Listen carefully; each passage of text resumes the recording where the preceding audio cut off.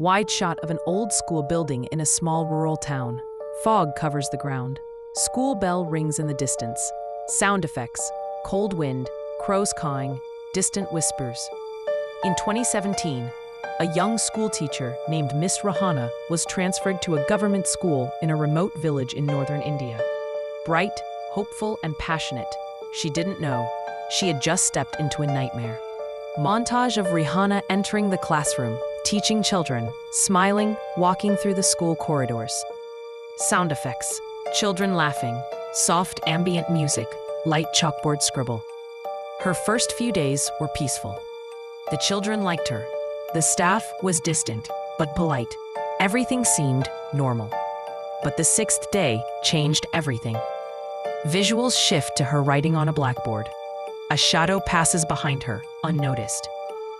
Sound effect, sudden whisper, "Miss, help me." Saintly. She heard a child's whisper, but the room was empty. Rehana, walking through the empty school hall in the evening. One door at the end is locked with rusty chains. Candlelight flickers behind it. Sound effects, chain rattling, low hum, wind howling through broken windows. She found a door no one spoke about. Room 14, always locked, always avoided. The peon warned her, "Don't go near that door after sunset." But Rehana was curious, and curiosity sometimes kills. Rehana walking home at dusk. A little girl in old school uniform follows her silently from a distance. Her eyes black, her feet not touching the ground. Sound effects, slow heartbeat, soft footsteps, then silence. That night, Rehana felt like she was being followed. She turned. No one. She walked faster. A whisper echoed behind her. "Miss, don't leave me here." Her mirror at home flickers. For a second, the ghost girl stands behind her reflection, crying blood. End. Rehana opens an old drawer in the staff room. Inside is a decaying diary covered in dust. Sound effects, page flipping, eerie lullaby plays faintly in the background. She found a diary belonging to a teacher who worked there 20 years ago. Her name, Miss Neha. Last entry read, "Room 14 is her prison. Don't let her out.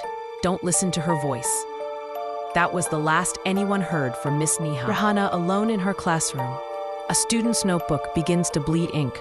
Words appear, "Set me free." Sound effects, sudden loud knock, whispering in reverse. Rehana screaming. That night, Rehana had a dream. She was in room 14. The chains were broken.